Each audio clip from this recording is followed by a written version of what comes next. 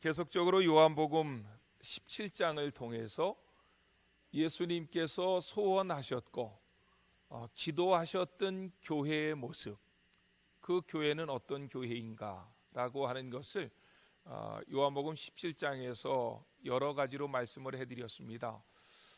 지난 시간까지 4가지를 해드렸고 오늘 이제 한 가지 더 말씀을 드리려고 하는데, 여러분들이 큰 내용은 기억하지 못하더라도 그 제목과 절수는 기억했으면 좋겠습니다. 첫 번째 여러분들에게 드린 것은 교회는 기쁨이 충만해야 된다. 이것이 요한복음 17장 13절입니다. 그리고 두 번째 드렸던 말씀은 교회의 거룩성입니다. 그것은 요한복음 17장 17절 말씀입니다. 그리고 세 번째 드렸던 것이 선교하는 교회, 교회는 선교해야 된다. 이게 요한복음 17장 18절입니다. 그리고 지난주에 말씀드렸던 것은 교회는 하나 되어야 된다. 하나된 교회, 요한복음 17장 20절입니다. 이 4가지는 여러분들이 머릿속에 꼭 기억하십시오. 그리고 그것을 더 깊이 알기를 원하면 본문으로 들어가셔서 설교 때 선포되어진 말씀들을 기억하시면 됩니다. 다시 한번 우리가 정리하면, 첫 번째, 교회는 기쁨이 있어야 된다. 요한복음 17장 13절 말씀이고, 교회의 거룩성은 17장 17절 말씀이고, 또 선교하는 교회는 18절이고, 또 하나된 교회는 20절입니다. 그리고 이제 오늘 마지막, 예수님께서 대제사장적 기도에서 마지막으로 교회가 이런 교회가 되었으면 좋겠다. 주님이 기도하셨고 소원하셨던 교회의 모습은 어떤 교회인가 하는 것을 오늘 이 한 시간에 여러분들에게 말씀을 드리려고 합니다. 그 답을 먼저 말씀드린다면 교회는 영광되다는 것입니다. 영광된 교회, 이 말씀을 드리려고 하는데, 오늘 본문 말씀 24절부터 26절, 이 3절 말씀이지만 특별히 24절을 중심으로 이 말씀을 선포하려고 합니다. 24절을 한번 같이 봅시다. 시작. 아버지여 내게 주신 자도 나 있는 곳에 나와 함께 있어 아버지께서 창세 전부터 나를 사랑하심으로 내게 주신 나의 영광을 그들로 보게 하시기를 원하옵나이다. 여기에 내게 주신 자들 했을 때 그들은 1차적인 의미로 누굽니까? 예수님의 12제자지요. 그거를 내게 주신 자들이라고 하는 이 말을 좀 확대 해석을 하면 어디까지 옵니까? 나에게까지 오는 것이고, 주님이 세우신 이 땅의 모든 교회들에게 주신 말씀이지요. 즉 저와 여러분들을 포함한 이 땅의 모든 그리스도인들이 나 있는 곳에 그들도 함께 있게 해달라고 하나님이 기도하십니다. 왜냐하면 장차 나타날 교회를 향해서는 조금 예수님께서 유보하신 거예요.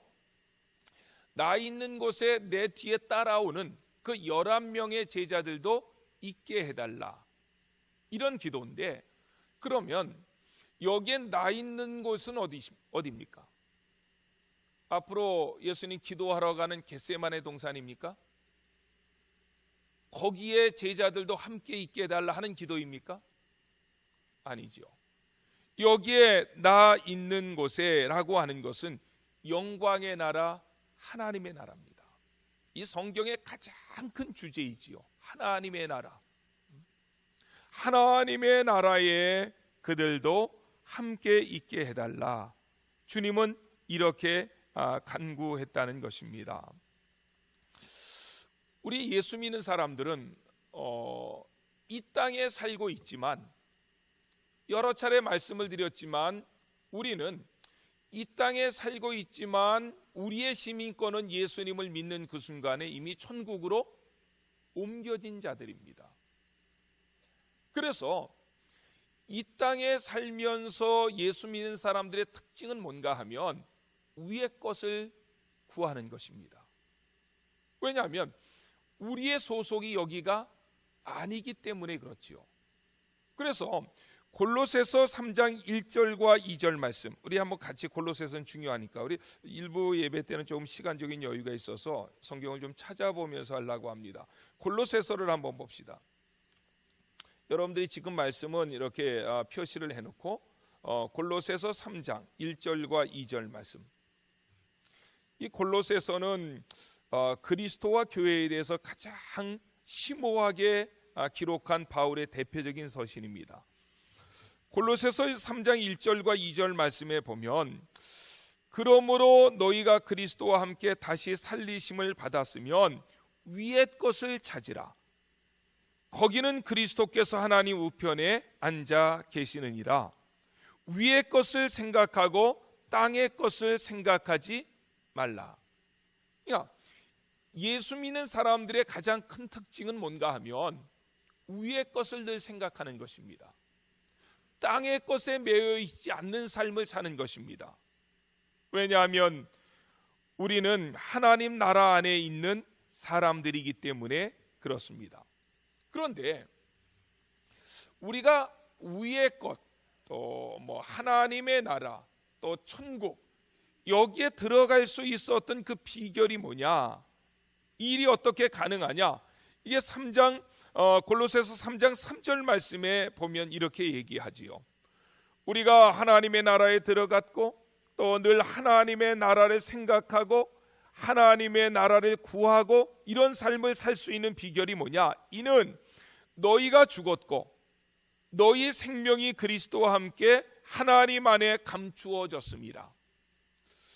우리가 어떻게 늘 위의 것을 생각하고 위의 것을 찾을 수 있습니까?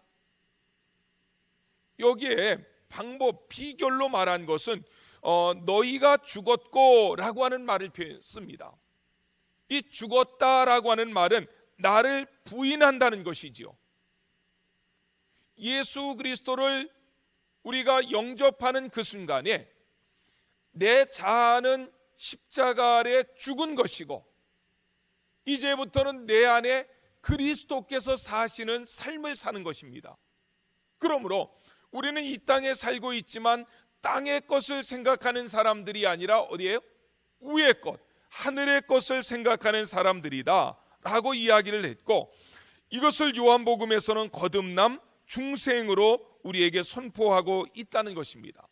이런 것은 바울 서신 곳곳에 너무나도 잘 설명하지요.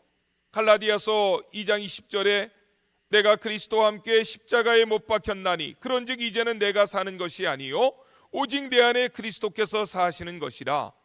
이제 내가 육체 가운데 사는 것은 나를 사랑하사 나를 위하여 자기 자신을 버리신 하나님의 아들을 믿는 믿음 안에서 사는 것이라.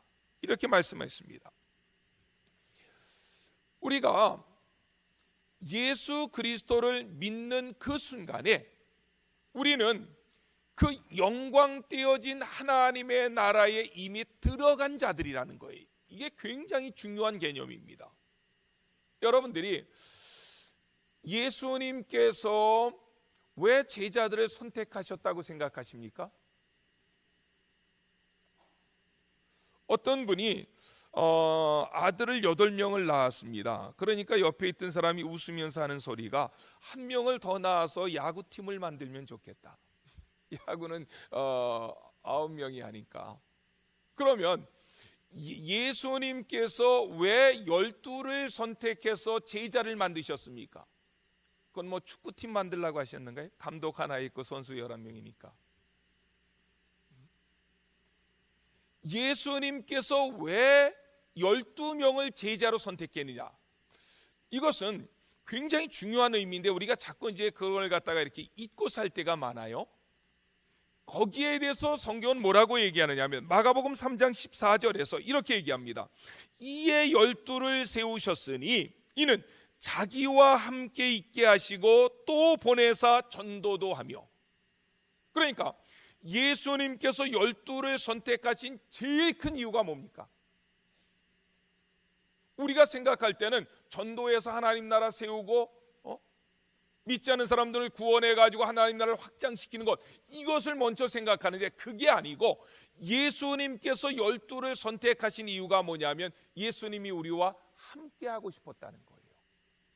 이게 굉장히 중요한 개념입니다. 우리를 일시키려고 선택한 것이 아니고 예수님은 우리와 함께하고 싶었다는 거예요. 하나님이 우리와 함께하고 싶어서 우리를 선택해 주셨다는 거예요. 제가 우리 교회가 액자를 2개 만들었습니다. 그래서 하나는 새신자 이렇게 등록을 하면 여호수아서 24장에 있는 말씀을 가지고 그 액자를 만드는 것을 선물하고, 우리가 이제 기업을 경영하는 사람들에게는 항상 찾아가서 액자를 하나 걸어주는데 그 기업에다가 그것은 잠언서 16장 3절의 말씀이 기록된 말씀입니다. 너의 행사를 여호와께 맡기라, 그리하면 내가 경영하는 것이 이루어지리라. 그런데 제가 그 설교를 굉장히 기업하시는 분들이 많으니까 달아주면서 꼭 그 설교를 할 때에 예로 드는 것이 있습니다. 그게 세계에서 사업을 가장 잘한다라고 하는 워런 버핏을 얘기를 항상 예를 듭니다. 이 워런 버핏이 유대인인데 사업가입니다. 그런데 얼마나 사업 능력이 특출한지 모릅니다. 아마 세계에서 갑부 가운데 지금 3손가락 안에 드는 사람인데 그 사람은 사업의 능력으로 재산을 불린 사람입니다. 그런데 제가 뉴욕에서 목회를 할 때에 워렌 버핏과 그 점심 한 끼를 먹을 때에 이벤트를 만들었습니다. 돈을 제일 많이 내는 사람과 맨하탄에서 점심을 먹는데 그 점심을 먹는 때 누구든지 돈을 많이 써내면 되는 거예요. 나는 저 사람하고 돈을 점심 한 끼 먹으면서 사업에 조언을 드릴 때 나는 이만큼은 지불하겠소, 이렇게 했는데 그게요 얼마나 많은 돈을 지불해야 되는지 모릅니다. 제가 찾아보니까 워렌 버핏과 점심을 먹고 조언을 받기 위해서 2016년도에는 40억이 낙찰됐습니다. 2017년도에는 30억이 낙찰됐고 올해는 35억이 낙찰됐습니다. 그 사람하고 점심을 한 끼 먹으면서 사업의 조언을 잠깐 듣는데 그때에 지불해야 될 돈이 40억입니다. 35억이고.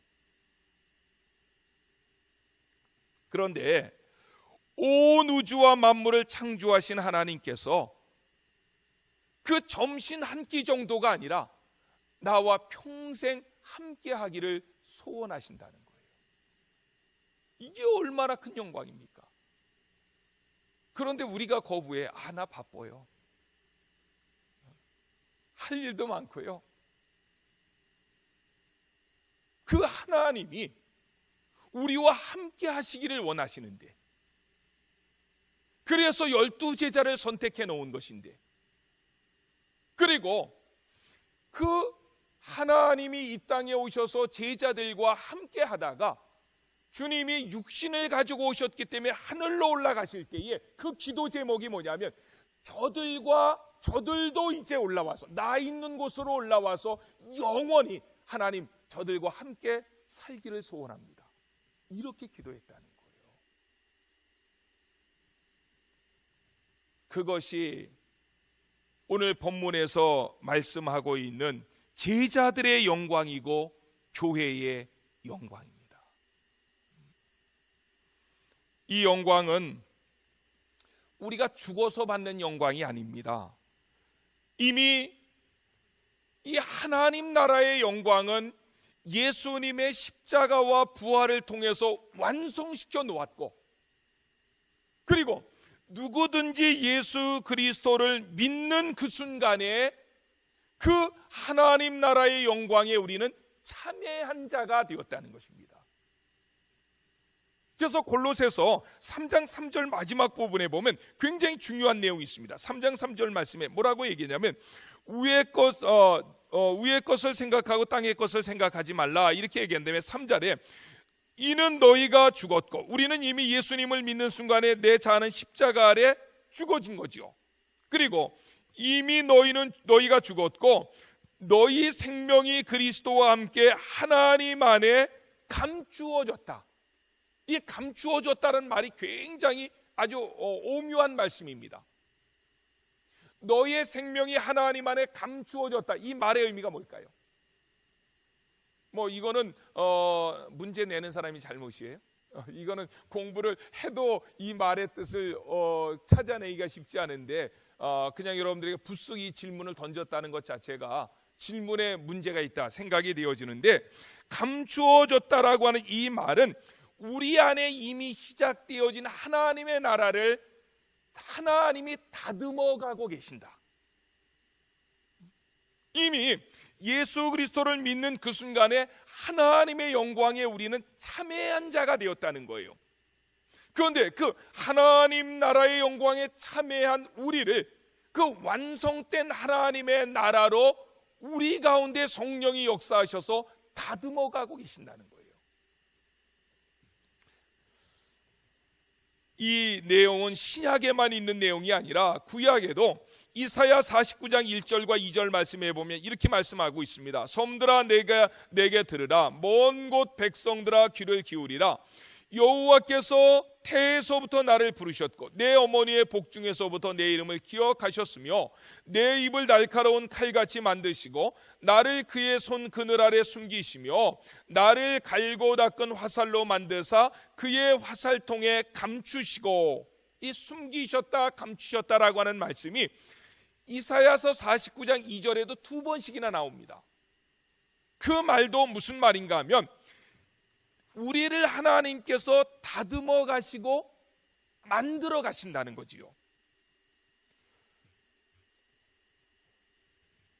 우리는 죽어서 천국 가는 자들이 아니라는 거예요. 우리는 자꾸 죽어서 천국 간다고 생각하는데, 죽어서 천국 가는 자들이 아니라 예수 믿는 그 순간에 하나님의 나라는 내게 임했다는 거예요. 그런데 그 내게 임한 하나님의 나라를 지금 하나님이 어떻게 하고 계신다고요?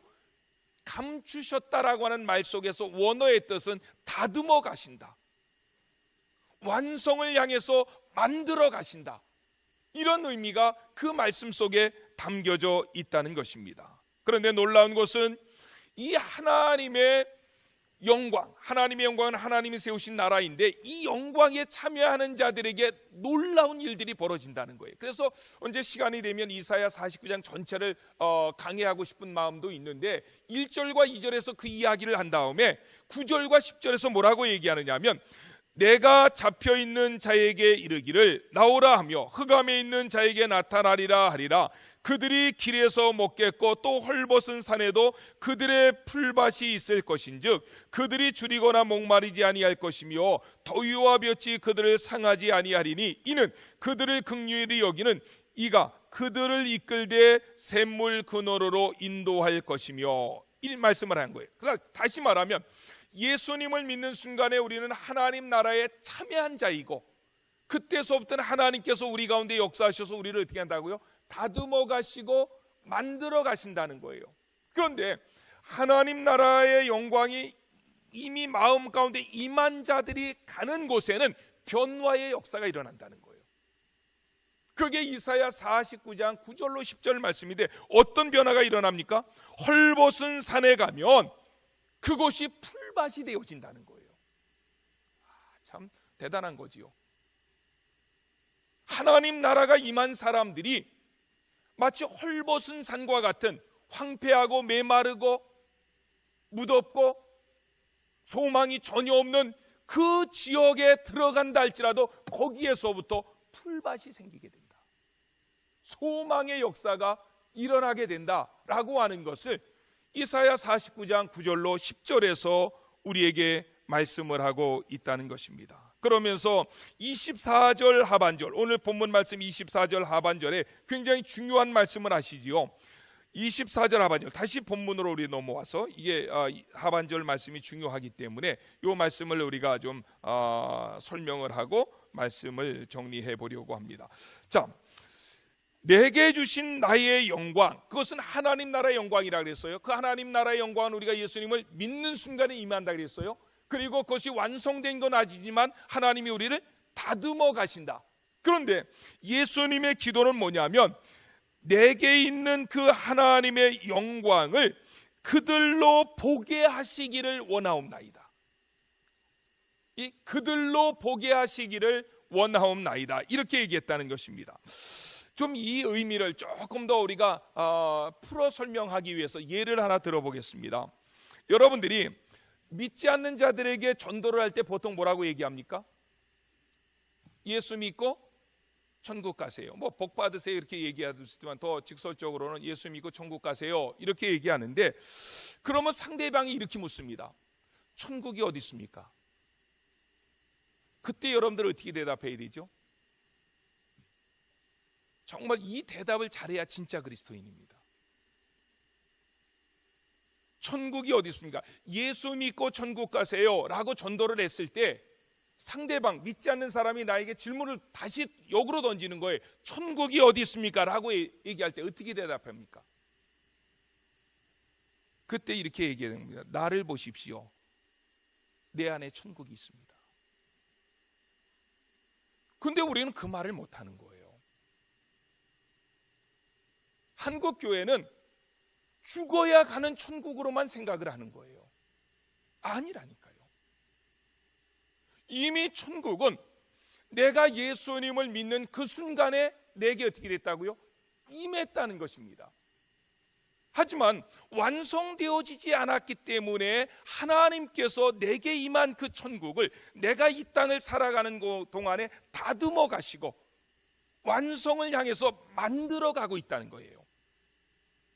이거와 죽으면 천국 가야 된다라고 하는 생각을 가진 사람은 그 생각 차이가 한 끗 차이지만 그 행동은 하늘과 땅입니다. 좋은 예가 될지 모르겠지만 옛날에 타이타닉이라고 하는 영화 여러분들 보셨잖아요. 타이타닉이 어떤 배입니까? 가장 호화로운, 그 당시에 가장 호화로운 여객선이었습니다. 그런데 아마 그때였는지는 모르지만 이게 실제로 있었던 일이라 그래요. 영국에 잭이라고 하는 청년이 있었습니다. 굉장히 가난한 청년입니다.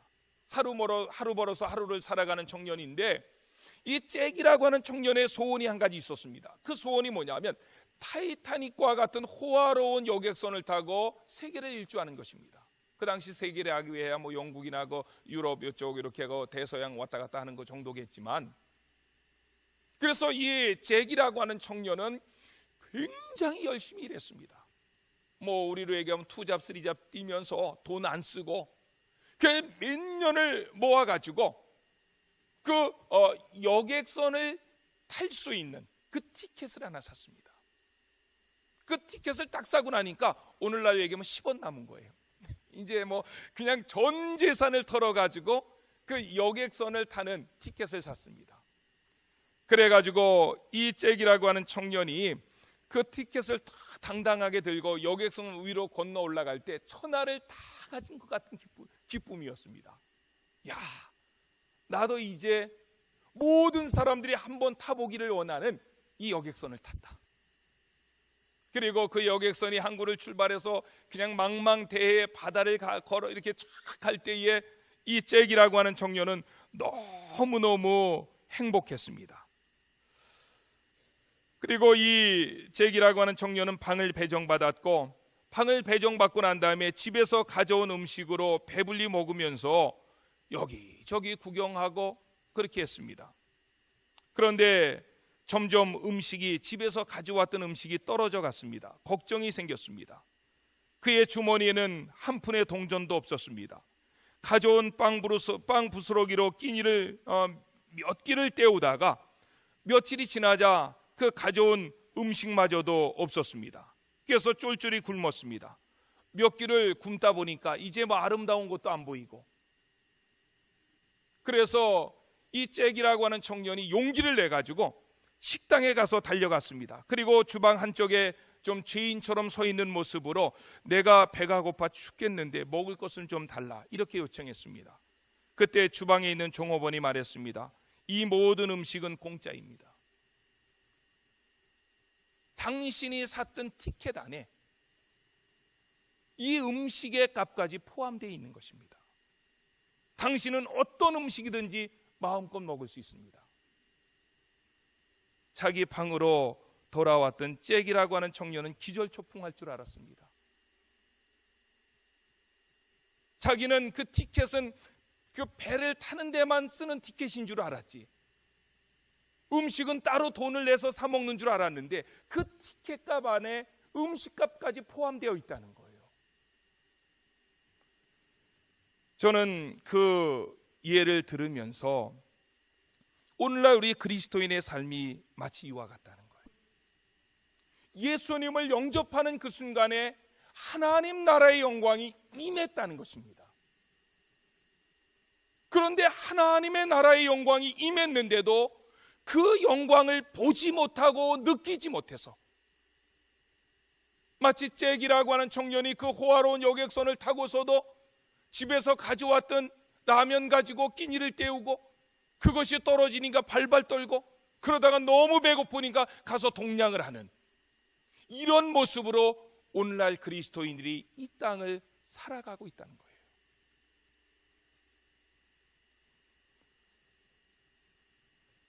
우리 마음에 임한, 우리의 심령에 임한 하나님 나라의 영광, 그 영광을 보지 못하고 사는 사람들이 너무도 많은데 주님은 그것을 알기 때문에, 그 당시 벌써 그것을 알고 있기 때문에 저들의 마음 가운데 있는 하나님의 영광을 보게 해 주시옵소서.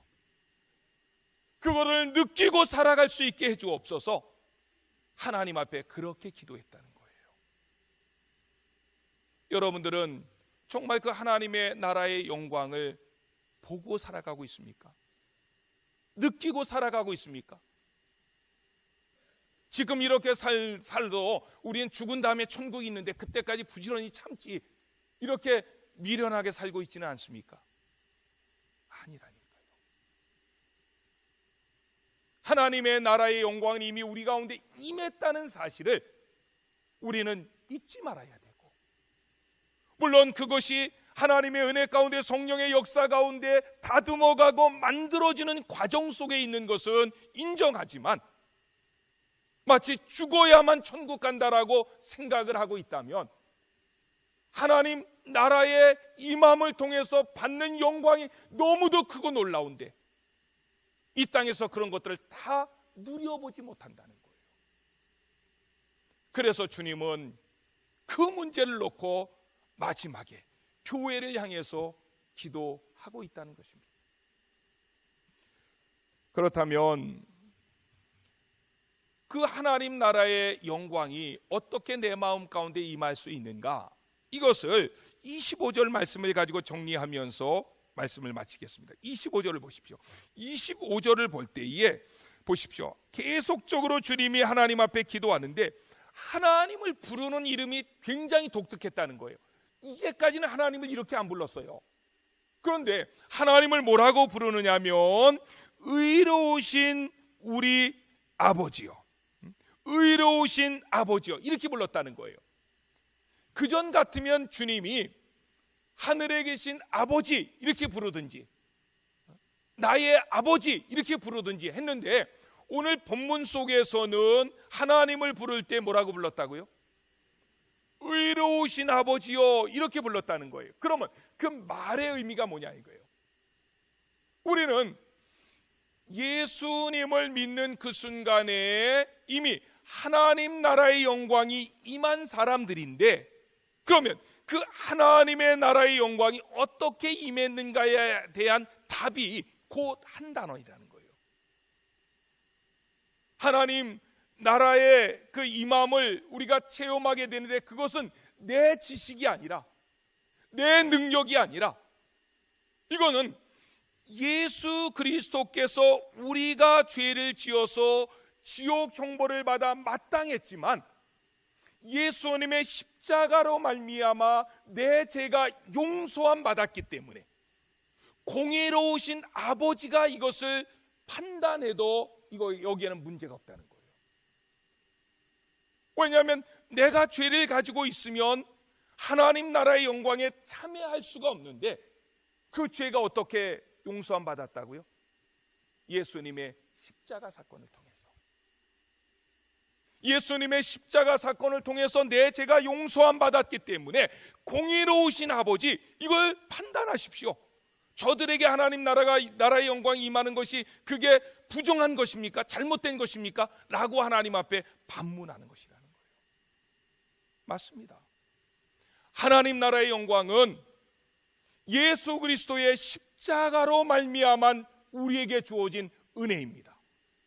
내가 능력이 있고 내가 그런 하나님 나라에 참여할 수 있는 어떤 죄를 짓지 않는 삶이 있는 그 삶이 바탕이 된 것이 아니라 예수님의 십자가 사건, 나의 주홍같이 붉은 죄, 먹과 같이 검은 죄라 할지라도 예수님께서 십자가상에서 내 죄를 모두가 대속해 주셨기 때문에 하나님의 공의로운 눈이 그 문제를 판단하신다 할지라도 그것은 불의가 아니십니다.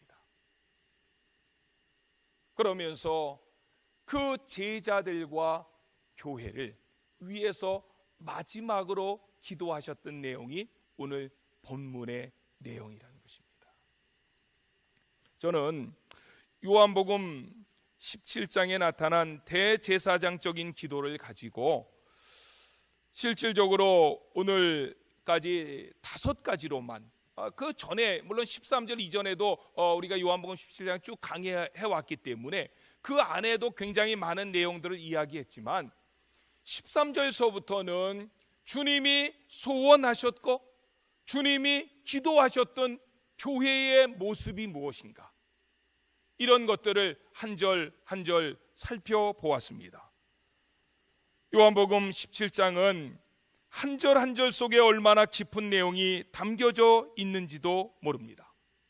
기독교의 중요한 교리의 엑기스들이 모두 그 가운데 녹아져 있고 그 내용 하나하나를 가지고 예수님은 친히 그 목소리를 가지고 하나님 앞에서 기도하셨던 굉장히 놀라운 장이 요한복음 17장인데, 오늘 요한복음 17장을 마무리하면서 그래도 감사했던 것은, 마지막 요한복음 17장을 마무리했던 주님의 기도는 더 놀랍구나.